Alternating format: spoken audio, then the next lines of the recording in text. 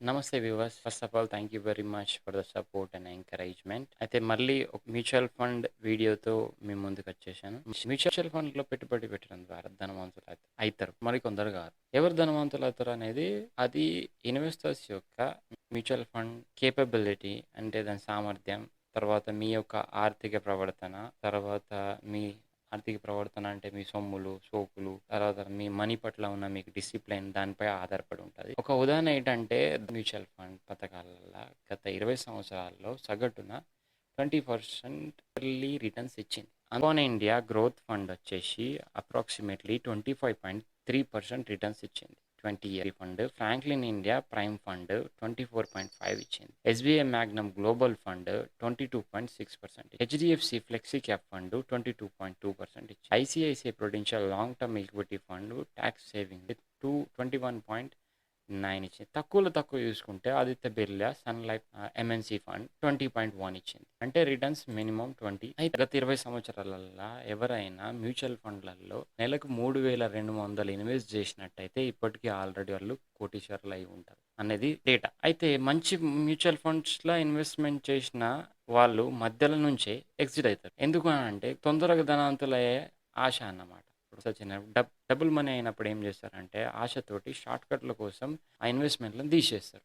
అట్లా దాదాపు మంది 50% పెట్టుబడిదారులు 2 సంవత్సరాలకు పైగానే ఈక్విటీ ఫండ్లు ఇన్వెస్ట్ ఆపుకుంటారు. అట్లా ఆపుకున్న వాళ్ళు కాకుండా వాస్తవానికి 20% పెట్టుబడిదారులు ఆ 6 నెలలు తమ పెట్టుబడి నుంచి ఎగ్జిట్ అయిపోతారు. అంటే ఏంది అని అంటే ఫండ్ పైన భరోసా లేక, సబ్జెక్టెడ్ రిస్క్ అని అంటే రిస్క్ అయితే హిష్కెవై అందుగా పెద్ద సంఖ్యలో ప్రజలు ధనవంతులయ్యే అవకాశాలని ఈజీగా కోల్పోతారు ఎవరైనా ఇన్వెస్టర్. మీరు ఒకవేళ 10 to 14% గ్రాస్ ఇయర్లీ రిటర్న్స్ చూసుకున్నట్టే డిసిప్లిన్తో పెట్టుబడి పెట్టినట్టయితే ₹1,00,00,000 సంపాదించవచ్చు. అయితే ప్రతి నెల ఆ 3,200 ఇన్వెస్ట్మెంట్తో 25 సంవత్సరాల్లో ₹1,00,00,000 ఎట్లా సంపాదించవచ్చు అనేది క్యాలిక్యులేట్ చేద్దాం. అయితే ఈ క్యాలిక్యులేటర్ సింపుల్. చూపిస్తున్న గ్రాఫ్ అనేది చాలా సింపుల్ గ్రాఫ్ అన్నట్టు. Monthly SIP amount required is minimum 3,700. Maximum వచ్చేసి 48,500. 10 సంవత్సరాలకైతే 10% రిటర్న్స్ అనుకుంటే 48,500 మనం ప్రతి నెల ఇన్వెస్ట్ చేయాలి. 12% రిటర్న్స్ తోటి 10 సంవత్సరాలకి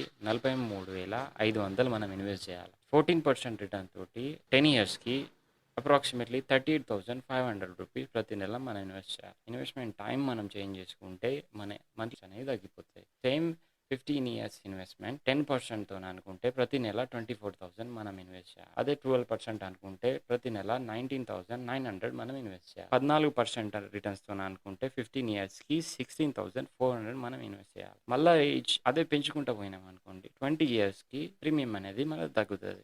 10% రిటర్న్స్ అనుకున్నా కానీ 13,100 రూపీస్. 12%తో 10,100 రూపీస్. 14%తో 7,600. సేమ్ 25 ఇయర్స్ ఒకవేళ మనం ఎక్స్టెండ్ చేసుకో 25 ఇయర్స్ 10% రిటర్న్స్ అని అనుకుంటే ప్రతి నెల ఇప్పటి నుంచి 7,500 మనం ఇన్వెస్ట్ చేయాలి. 12% రిటర్న్ అనుకుంటే 5,300 మనం ఇన్వెస్ట్ చేయాలి. 14% అనుకుంటే 3,700 మనం ఇన్వెస్ట్ చేయాలి. ఇది ఫ్రెండ్స్, ఇది ఇన్వెస్ట్మెంట్ అడ్వైస్ కాదు. ఇటువంటి మరిన్ని వీడియోస్ కోసం లైక్, షేర్ అండ్ సబ్స్క్రైబ్.